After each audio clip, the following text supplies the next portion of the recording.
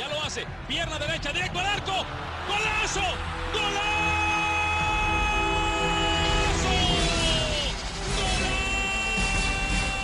The world of football with a soccer perspective. This is Soccer Today with Dwayne Mullins and Kevin Laramie, live on the Sports Podcasting Network. Good day, good night, and welcome to Soccer Today for Monday, April 8th, 2019. I'm Kevin Laramie, joined as always by Dwayne Mullins, a special guest on the line today to start the show, Ciara McCormack, former Canadian and Rex program player for the Vancouver Whitecaps. Ciara, thank you for joining us today. Hey, I'm a former Irish international and Whitecaps, just women's program. I never played for Rex. Thank you for the clarification. Yeah, no worries. I was trying to find the right words from a few years ago. But Ciara, your story has been really public over the last few months. We've been hearing about it though between the soccer circles for a long time, and I think it's time to. We're seeing the progress in the investigation and the allegations, but to start the show today, Ciara, I would like to for you to be able to explain to us how it all began. I guess for me, I grew up in Vancouver. I played on the provincial team. I went away to university in the U.S. On scholarship. I went right after university. I was in the U.S. for 5 years at Yale and the University of Connecticut. I went over to Denmark and played professional for a couple of seasons over there and had the chance to play in the Champions League final. And then it was about 2004 was when I came back to Vancouver. And I really wanted to play for Canada, and I kind of felt like being overseas was kind of keeping me out of the loop with that. So I came home and I started training. It was pretty informal at the time. It's always, at least when I was, in Canada playing the Canadian national team, the women's Whitecaps and the under-20 national team were kind of all a big training group, so we all knew each other. So I trained in that period of time. There was an academy that we were all training out of with younger players as well. And there was a coach, Bob Berta, and so he kind of, 2004 into 2005, he was running a lot of our training. Again, at that age, you're kind of impressionable and you don't really know like what's normal, what's not. But anyways, I for the most part, when I first had him as a coach, I really enjoyed him. He ran really good sessions and like I said, it was kind of my passion. A lot of the girls I was training with, all of us had kind of given up everything to play soccer, right? And the dream of playing for the national team. And I went back to Denmark in 2006 for half a season, and I came back and at that point, I believe he was the head coach. I played Whitecaps the summer of 2006, and I believe we won the W League that year. And again, we had like all the big stars like Christine Sinclair, Erin McLeod, Carl Lang, Andrea Neal. We had thousands of people at our games. And anyways, so there was things that went on even with the Whitecaps in 2005, 2006, and just things like we were expected to drive all over, the Vancouver, running, appearances and stuff for the team, and again, we're gung-ho, and there kind of starts to hit a point though where you feel like you're getting taken advantage of, and you realize you're not getting paid. And in 2005, I believe it was, we started to kind of feel like, that we had sort of a little mini union meeting almost. We tried to organize it because, our leading scorer was driving from Squamish to practice, and so it was costing her money to play for the Whitecaps. And then the men's team, obviously we had friends on the men's team, and we're finding out that their worst players, making like $1,500 a month or something, and we're at that point, drawing a significant number of fans to the game, and we're getting publicity in the newspaper and all that type of stuff. But yeah, we had these expectations, and that was kind of the first time that we started to feel like we're kind of getting taken advantage of. And basically we kind of had organized a meeting as a team, and this is 2005, I believe. And keep in mind, like, playing for the Whitecaps meant playing for the national team. If you showed well on the Whitecaps, you got a chance with the national team. So it was, we were in the position that we were vulnerable and could get taken advantage of in that type of relationship. And so we had organized this meeting, and basically the day of the meeting, Bob Leonarduzzi, who never came to any of our, we didn't really see him much during the season, came to our practice the night we were supposed to meet, and basically offered us all, like a small little stipend. I think we were like tiered. It was like 125, 300, or 425 a month. But more importantly, it kind of sent the message to us, like, holy crap, like they know what's going on, and we got to be careful, and kind of it shut it all down in terms of us kind of coming together as a group, because at that point we realized, if you kind of get established as the ringleader, that, playing time dropped. And actually the girl that was sort of the ringleader, her playing time did drop. And, again, whether or not that was related, of course, you're picking up all these signals as the situation's going on. So going into 2006/7, I was invited with another couple players to train with the residency. So there had been the whole thing in 2006 when Charlotte Nonin and Charmaine Hooper and Christine Latham didn't show up to a game in 2006, because it was when Greg Kerfoot, the owner of the Whitecaps, had infused all this money. And so they basically told all the girls they had to move to Vancouver, and people like Charmaine and Christine and Charlotte lived in other parts of the U.S. And it was obviously a big deal for them to just have to drop everything and move, but they were told they had to do that if they wanted to play for Canada. So there were these power moves kind of going on, and again, as players, you're like helpless.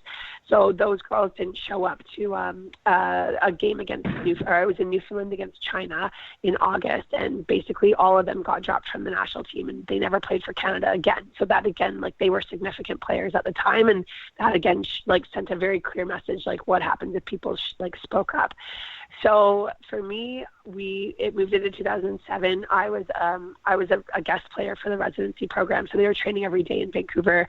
So or twice a day even sometimes. So there was a time where we were coming into like 11 training sessions a week, and I was playing with the Whitecaps and with the Canadian national team when all the training sessions from like January to April 2007. Anyways, at that point was when I just felt like Bob's behavior got more and more kind of like, it was just kind of like, it was bullying, and like, I never experienced anything sexually at all. But for me, like, I saw, there was a lot of stuff in it, and again, it tied in with kind of the Whitecaps relationship too with the national team, and again, the same stuff of us having to go around and do all these appearances for free.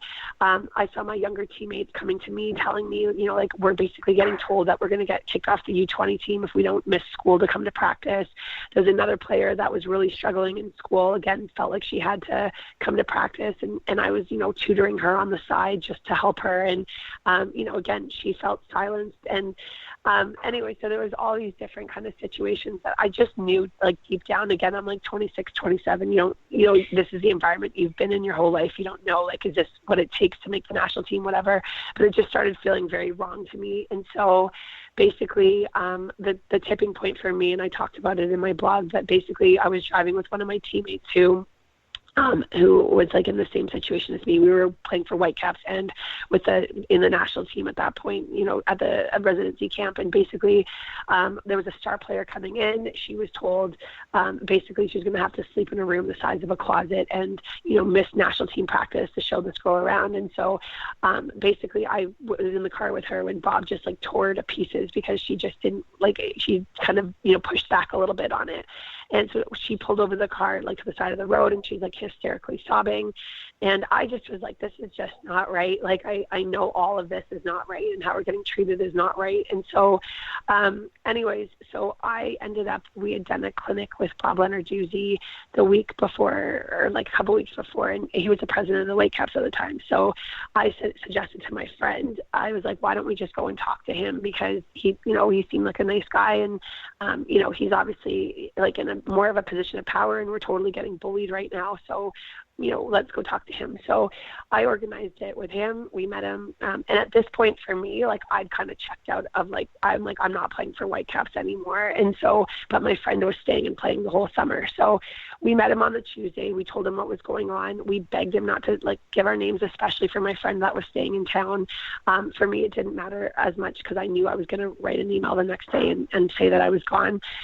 Anyway, so basically we met him, talked to him, and then begged him not to say anything. He said he wouldn't, just don't say that we were the ones doing this, because Bob was a vindictive guy and kind of knew that there would be consequences. And so the next day I wrote an email basically just from start to finish of all the reasons why I was going to leave and go to Ottawa to play that summer, because I'd sort of just decided that week. I made contact with Ottawa. They said, yeah, for sure, come out. So that was Tuesday. We met with Bob Lenarduzzi. Wednesday, I wrote the big long email to Bob Berardi, Bob Lenarduzzi, explaining why I was leaving. And then on the Friday, I was coaching, and Bob Lenarduzzi called me and told me that he'd met with Bob, and he told him that we had met with him. And so for me, for my friend that was staying in town, I knew she was going to be screwed and I just didn't understand why he would tell, and betray our confidence like that. And obviously the other girls, again, they knew that it had happened, and just this culture of fear and not being able to speak up and going to somebody that, again, because you don't know who to go to in those sorts of situations. And so I went to Ottawa. I had a fantastic summer, and then my friend stayed, and her playing time, significantly dropped from the year before, and she should have been a star player because all the national team players had left and gone to residency. Anyways, and so basically then for me, I carried on. And then throughout 2007 into 2008, like I said, it's a small group. We all know each other really well.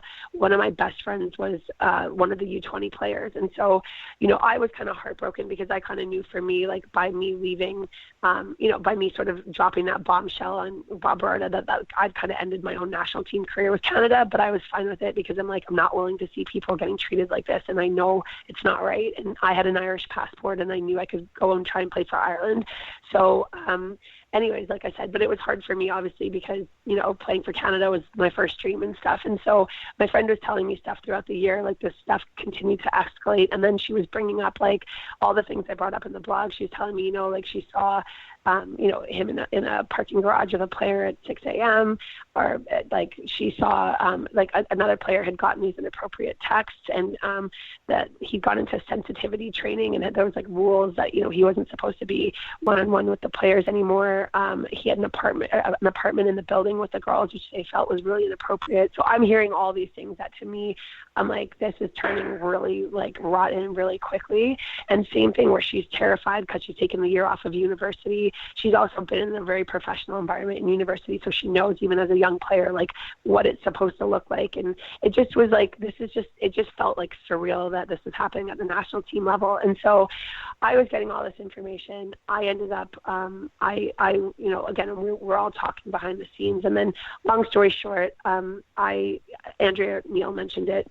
She was the one that, we were going to, and she'd retired from the national team at that point, and she was the one that tipped off somebody in the CSA that, listen, there's some stuff going on here that you guys need to know about. And then it turned into this, then it was the next thing. Now we're into August 2008, and they were going to the World Cup in, I think it was November 2008. So basically, Andrea said, there's a mediator that they've hired that wants to talk to you, blah, blah, blah. So I was with the national team for Ireland. We were playing Sweden. It was the morning of my birthday in 2008, end of September 2008. So I told everything that I just said, and some more stuff about, all the things that I'd seen the things I'd heard from my friend and all this stuff. And so then, told her everything. And then the next day, my friend gives me a frantic call, and she's he just pulled me aside at practice and asked me what I knew, because he knows that this investigation's going on. And I'm again floored. I'm how is this guy on the field with the kids still? And of course they're terrified because, most of them have given up school for the year, and the World Cup's in a month, and, and he's in this power position with them still. So they're terrified. Anyway, so then the next thing that I heard, I got a message saying, that he's part of, what basically, again, the message that got passed through to me was that he got let go by the CSA and the Whitecaps. And then the next thing we see is a media release that they mutually parted ways, which obviously for us was like, what the heck? And then the other thing was that Andrea also told me that the mediator had told her that he wasn't going to coach again, that was one of her recommendations, that he not be in a position of power again. And anyways, and so we were like, okay, well, again, we don't know what proper protocol with any of this is, but we just assumed it's the Whitecaps, it's the CSA, this is going to be handled as it's supposed to be and legally and all that type of stuff. And and basically, so that was what we had, and that was the main thing for us. Like, we just didn't want him coaching again and having the chance to, affect people in such a negative way that he did with us. And so, anyways, then I continued my career overseas, and then I started hearing from the other girls, like, he's back coaching. And, anyway, so then that kind of just carried on. I like I said, like, I was overseas playing. I lived in the U.S. for a while. And then I came back to Vancouver, more regularly, like around 2016. And, anyways, that's kind of, again, where a couple of us started to meet to, kind of trying to figure out, like, what could we do? And, more people, like, more details came forward about things and whatever. And then, basically, anyways, the whole thing carried on.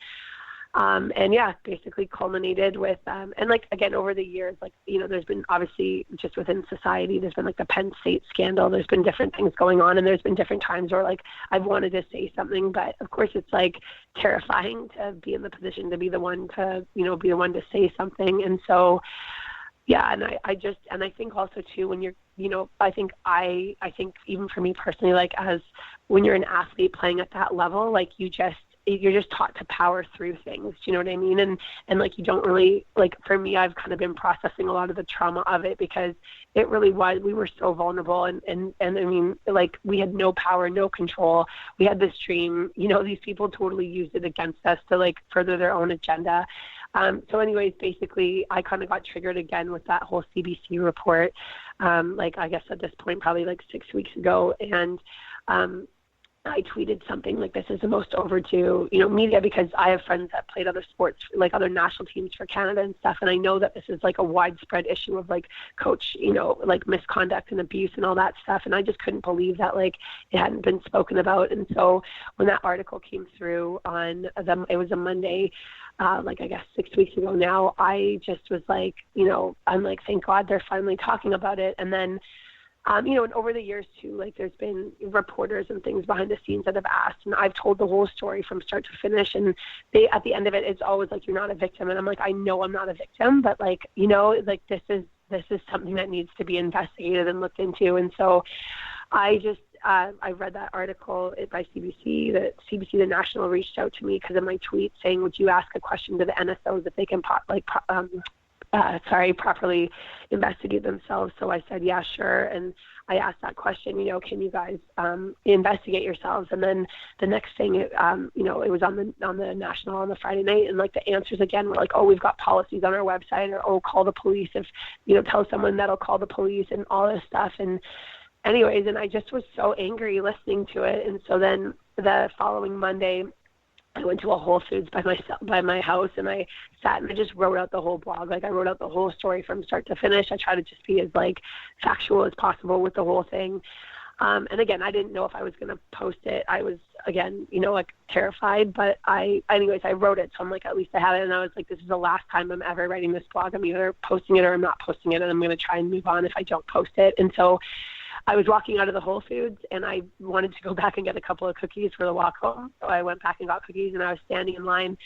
And this girl was standing behind me, kind of looking at me. And so finally she's like, hey, I'm sorry if this is weird, but are you Ciara McCormack? And I said, I am. And who are you? And she's like, oh, like, I'm like 10 years younger than you. I played on the youth national team and the provincial teams, and I'm friends with this person. And I'm like, yeah, I think we're friends on Facebook. And she's like, we are. And anyways, we started chatting.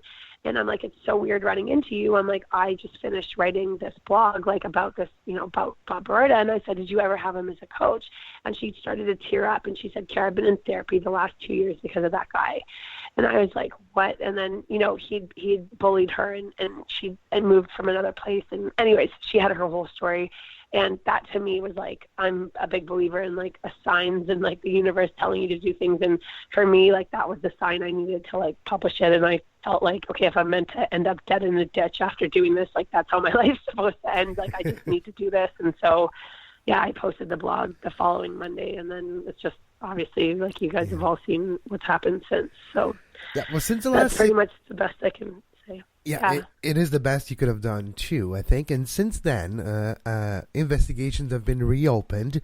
Former teammates of yours have corroborated the story. Over 10 of them, 12 at this moment, I believe, and more are coming. We're at 14. At 14, there you go. 14. And there are probably more coming as well. And investigations have been reopened. Discord, they've changed a bit their stories, the Whitecaps and the Canadian Soccer Association along the way. How have you... And Coastal FC as well. Yeah. Coastal FC has also changed. Where he used to coach recently, right? That was another, I would say, triggering moment where you see him coach with youth again after all of this.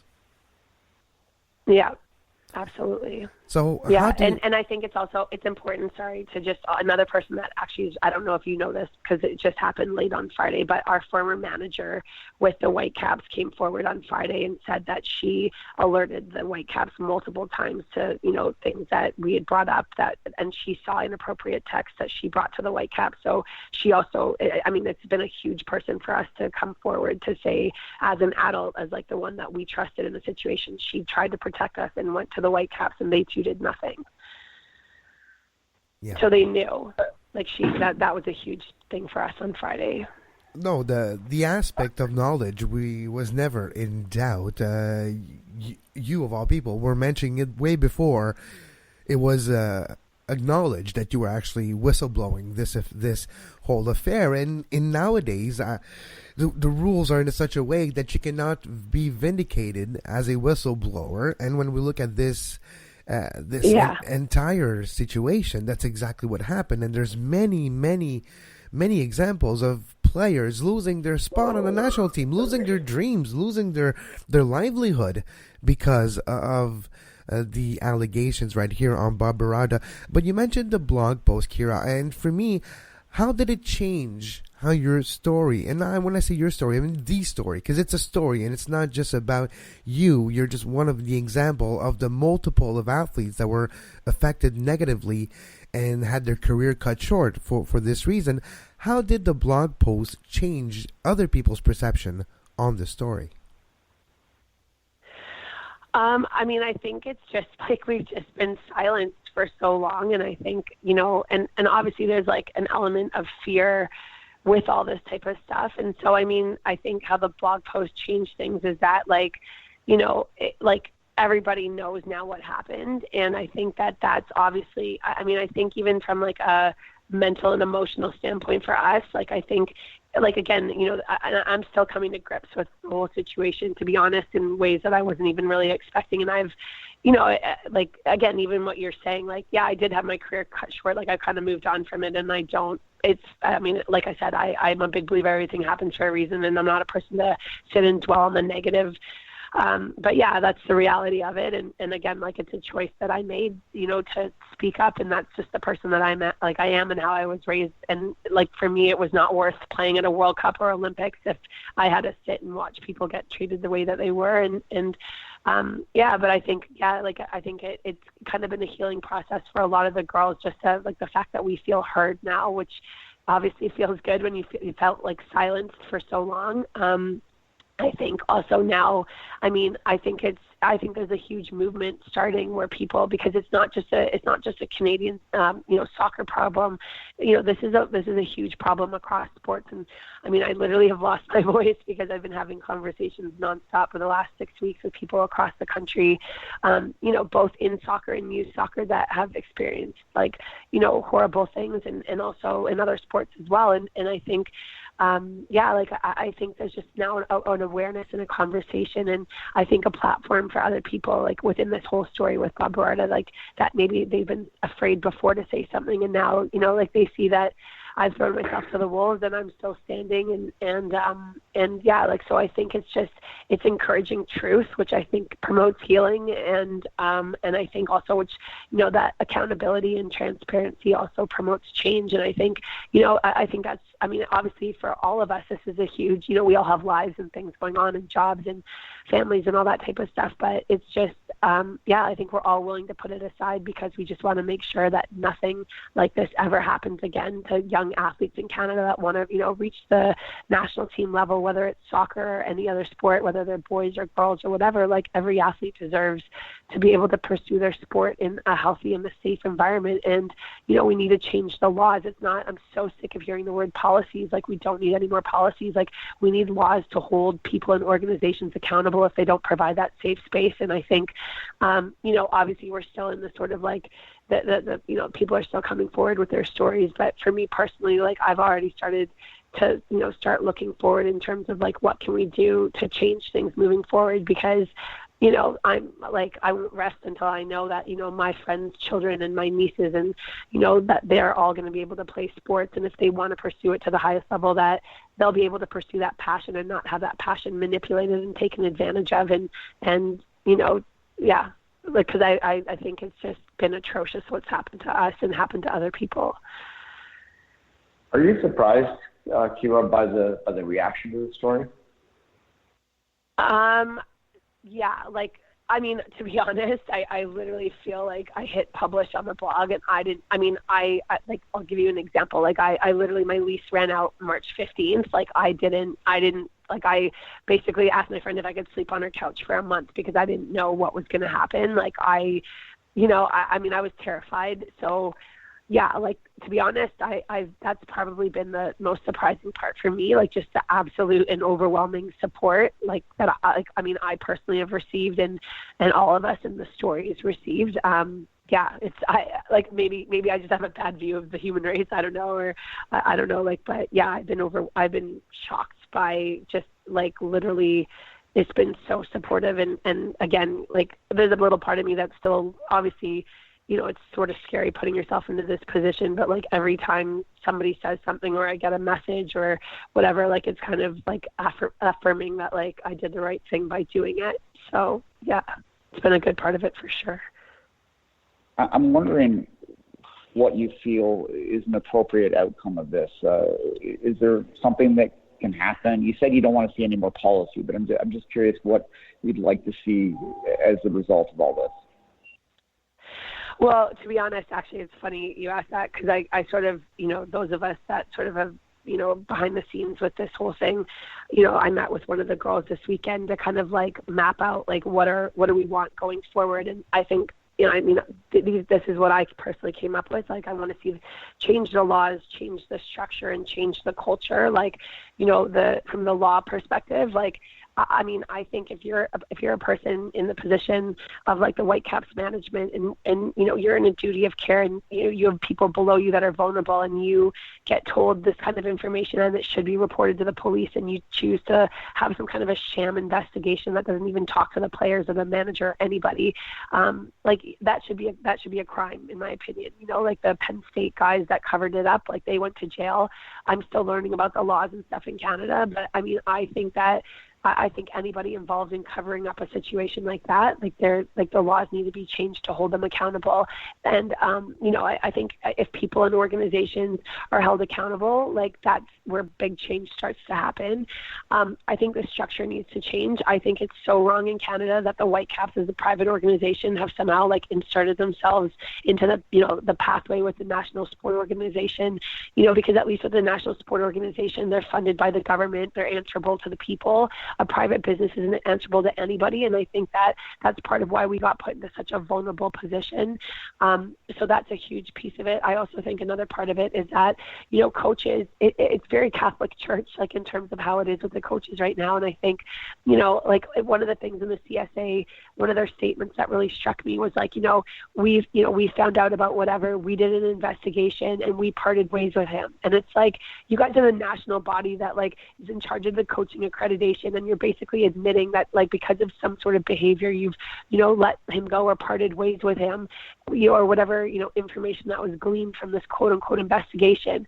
And you just let him back into the community without any parents or anybody knowing what they did. And I mean, like, that, again, it's just like that's got to be changed. And it's got to be, if I go to a game on the weekend and I go, 2 foot side foot tackle someone and swear at the ref and whatever, like, I get a red card, I'm in front of a disciplinary hearing, there's protocol, it goes on my record as a player. And, if whatever team wanted to look up my, like, disciplinary history, they can see it. But yet these coaches can get let go for misconduct right up to the national team level and just be let go and put back into the system without players knowing. And, like, that's so wrong to me. And, like, that needs to change.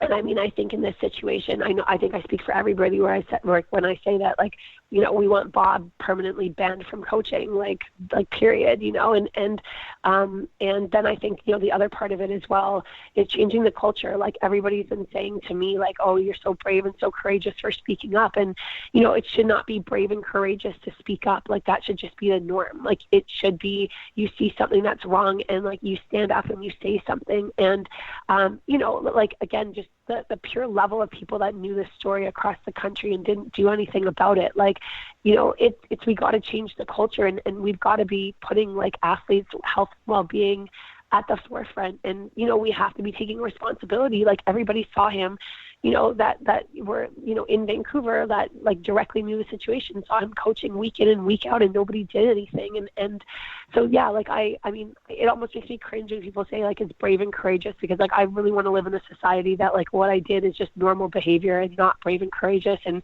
again, that we change the culture so that the athletes are not these, vulnerable people within the situation, and that they have power within it. And so, yeah, that's to me what I hope comes out of all this. And obviously, like, I think we're all gunning very hard for, like, a really full, in-depth investigation into what happened in 2008. Whether that comes through, legal means or whatever way it happens, but, like a absolute proper investigation of everybody in the situation and the people that, acted, illegally or whatever, that they're held accountable, because, like, literally lives were destroyed over this, and people, there's people still in therapy over the things that they experienced, and, like, that's not right. In closing, Ciara, first of all, we thank you very much for your time, for your openness today. I wonder, Ciara, and this might be one of the consequences of all of this, but if you can speak for you or for anyone else, how does this whole story and extremely terrible treatment of players affect the players' relationship with the game itself? I'm wondering, to this day, how do you feel about soccer? No, that's actually a really good question. I mean, I think for me, like, I was so passionate about, like, I mean, I still am, like, my whole, I mean, even the business that I've started is basically, I'm helping players across North America, get, and I'm focused on Canada right now, but get scholarships and get to the next level, because, it's almost like a therapy, for me, in terms of, really wanting to be able to, like, give the players the power. And I think the university pathway gives that to players. And so, so for me, like, I've tried to, like, again, like I said, I'm a big believer in taking negative situations and trying to turn them into something positive. So, I mean, I've kind of built a whole, business basically in creating pathways for players to give them the power in the situation and the ability to put themselves in the best environment possible for them to grow as people and as players. But I know for me, like, I mean, I've had this weird relationship with soccer ever since all of this, because I think it's, I mean, like, I feel like I had my heart broken over this, and it's really hard when, that's been, like, that's been your social life, that's been your, athletic life, that's been, like, everything to do with you has been being a player, and then to kind of have this sort of, like, scar and trauma to the whole thing. So I think, honestly, like, it's just made me have this very uneasy relationship with soccer, even though, like, I've continued on to coach and be involved in the games in different capacities. But yeah, so I mean, and I think a lot of the, people say, like, why are there no females involved in soccer? Well, like, I mean, you look at this type of an experience, and why would anybody want to have anything to do with something that, like, reminds them of, basically a situation that they were abused in, and so, I think this is starting the healing process for a lot of us. Like, I know for me, I feel maybe motivated to go back out and coach again, where I've kind of avoided that part of the game because it's been a painful thing for me. But yeah, like I said, I think the story coming out, I think it's been healing for a lot of people, and so like I said, for me, it's been sort of a bit of a rocky road trying to figure out emotionally, like, soccer and how it fits into what I want to do moving forward. But it's totally my passion, and I think I'm personally feeling like it's starting to come back now that I feel like we kind of have a voice with all this, and so we'll sort of see where things go moving forward. Ciara McCormack, thank you very much for your time today. You can read Ciara's post on the link that will be in the description below of this podcast, and we truly suggest that you take the time. It does take to read the entire thing. It's eye-opening, it's shocking, and it makes you realize that life isn't always as it seems. It's always a bit dark here, and we always have to be careful. Ciara, thank you for your time today, and we hope that the next time we talk, it's about soccer and about the new project that you have regarding positivity and the world of soccer. We'll be right back after this very short break.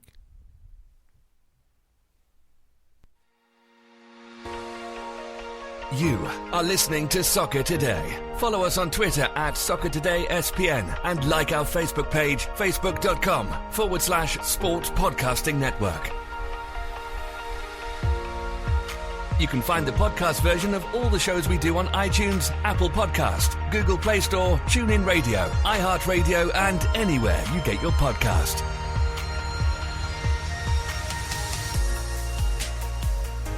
We're back on Soccer Today. I'm Kevin Laramie, joined by Dwayne Rollins. Again, we want to thank Ciara McCormack for taking the time to talk to us and to really go in depth into the story and the allegations and what to do for the future. Dwayne, there's no point of talking about MLS games of the weekend. There's no point of talking about anything else. I think we should leave this show as it is, and it's the Ciara story. Look, I mean, where do you go from there, right? Obviously, you mentioned the blog post. You should take the time to read it. But the only thing I'll say is this was known in Canadian soccer circles, and I wrote a post on Canadian Soccer News last week, sort of feeling guilty about the fact that I didn't chase this a little bit harder back in the day. But it is very difficult to talk about, but it's important to talk about. So we thank Ciara, and like I said, let's go read that post if you haven't yet, and hope that the world changes soon. Yeah, basically. Yeah, exactly. Bullies are never okay, and in any walk of life, any walk of work, anywhere, no one should be taken advantage of when they're just trying to realize their dream. And especially when they're in a position that you have authority over them, and that you can dangle that carrot and trying to make that player do almost everything you want for that carrot, which is playing time or playing for the national team or whichever it is, if it be that grade A if you're a teacher, or it's always wrong. And I think there's never enough of examples of stories like this to make sure that we keep ourselves accountable.